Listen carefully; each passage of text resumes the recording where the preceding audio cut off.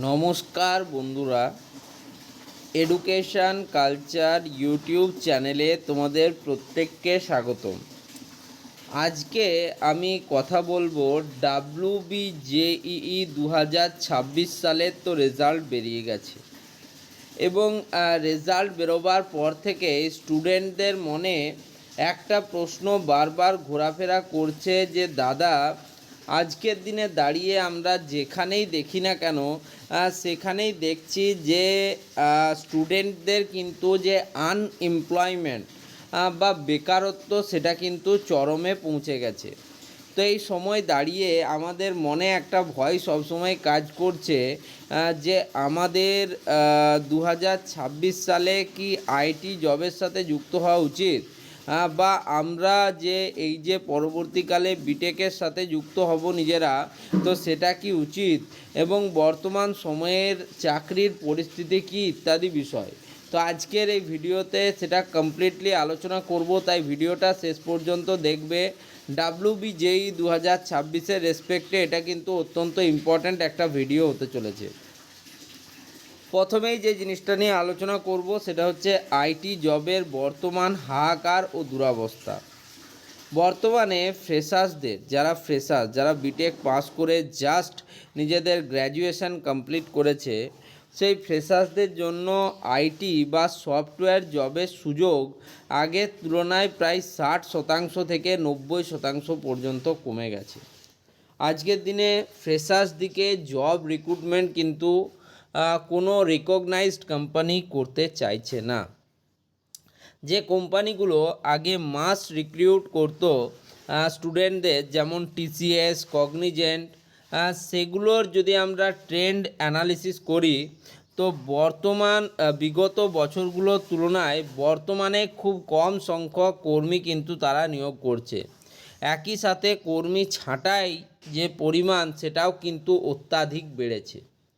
দুই হচ্ছে এআইয়ের প্রভাব। তোমরা জানো আর্টিফিশিয়াল ইন্টেলিজেন্স বা এআই যেভাবে প্রভাব বিস্তার করেছে, সেইভাবে এবং অভিজ্ঞদের চাহিদা যেভাবে বৃদ্ধি পাচ্ছে, যারা এআই, মেশিন লার্নিংয়ের মতো যে সমস্ত স্পেশালাইজড কোর্সেস রয়েছে সেগুলোর প্রতি আগ্রহ দেখিয়েছে, তাদের কিন্তু অবশ্যই আজকের দিনে চাহিদা উচ্চমানের। অন্যান্য যারা ফ্রেশার্স, কোম্পানিগুলো এখন ফ্রেশার্সদের বদলে তাই 2 থেকে 4 বছরের অভিজ্ঞতা সম্পন্ন ইঞ্জিনিয়ারদের বেশি গুরুত্ব দিচ্ছে। বর্তমানে সিনিয়র ইঞ্জিনিয়াররা এআই এজেন্টের সাহায্যে ছোটোখাটো কাজ করিয়ে নিচ্ছেন, যার ফলে নতুন বা জুনিয়রদের জন্য কর্মসংস্থানের যে সুযোগ সেটা কিন্তু খুবই সীমিত হয়ে পড়ছে, লিমিটেড হয়ে যাচ্ছে, যার ফলে কিন্তু তারা ফ্রেশার্স দিকে জব মার্কেটে আসতেই দিচ্ছেন না। প্রাইভেট কলেজে ভর্তির ক্ষেত্রে চূড়ান্ত সতর্কতা। আজকের দিনে তোমরা যে কোনো একটা প্রাইভেট ইঞ্জিনিয়ারিং কলেজের যদি কথা বলো, সেখানে 6 লাখ থেকে 10 লাখ টাকা পর্যন্ত কিন্তু খরচা রয়েছে।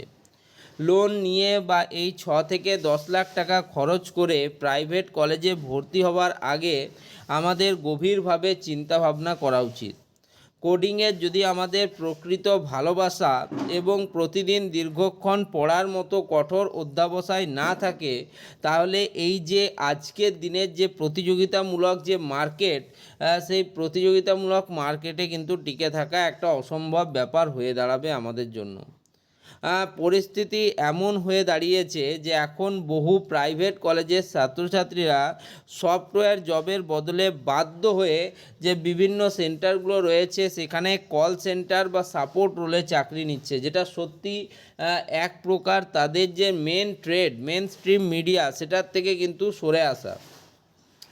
সরকারি কলেজের আর্থিক সুবিধা। সরকারি কলেজে পড়লে খরচ অনেক কম, তাই সেখানে আর্থিক ঝুঁকি বা দায়বদ্ধতা প্রাইভেট কলেজের তুলনায় তুলনামূলকভাবে কম থাকে। এটি শিক্ষার্থীর উপর থেকে অত্যাধিক মানসিক চাপ কমায়। এখন ধরো তুমি একটা প্রাইভেট কলেজ থেকে 10 লাখ টাকা দিয়ে কম্পিউটার সায়েন্স অ্যান্ড টেকনোলজিতে ইঞ্জিনিয়ারিং করলে, CSE computer science and engineering. এবার তুমি একটা জব পেলে বা পেলে না, যাই হোক আমি ভাবছি জব পেলে, সেই জবে তোমাকে অ্যাজ ফার্স্ট ইয়ার তোমাদের 15,000 টাকায় রিক্রুট করা হলো। এবারে এই যে তোমাদের 10 লাখ টাকা দিয়ে তুমি যে জবে জয়েন করলে, তুমি যে প্রাইভেট কলেজে জয়েন করলে, যদি তুমি 15,000 টাকা পেমেন্ট পাও, তাহলে কত দিনে তুমি তোমার যে এডুকেশন কস্ট সেটাই তোমাকে বার করতে প্রায় 3 থেকে 4 বছর লেগে যাবে। তার মানে বুঝতে পারছো, একদিক থেকে কিন্তু প্রচুর হিউজ একটা মানসিক চাপ কিন্তু স্টুডেন্টদের থাকে। সেটাই যদি একটা সরকারি কলেজ হয় সেক্ষেত্রে কিন্তু সেই চাপটা কম থাকে বা থাকে না বললেই চলে। কলেজের সিলেবাসের উপর নির্ভর না করে সেলফ স্টাডি।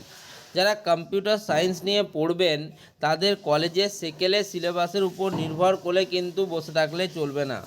প্রথম দিন থেকে 100% ফোকাস নিয়ে নিজস্ব উদ্যোগে ইন্টারনেট এবং ইউটিউবের সাহায্য নিয়ে কোডিং শিখতে হবে ও টেকনিক্যালি দক্ষ হতে হবে। যদি তোমার টেকনিক্যালি তুমি দক্ষ হতে না পারো, যদি শুধুমাত্র কলেজে সেই পুরনো দিনের সিলেবাসের সাথে পড়াশুনো করো এবং এক্সাম পাস করার চিন্তা করো, সেক্ষেত্রে কিন্তু আজকের দিনের যে জব মার্কেট সেটা কিন্তু রিয়েলি এফেক্ট করবে তোমাকে।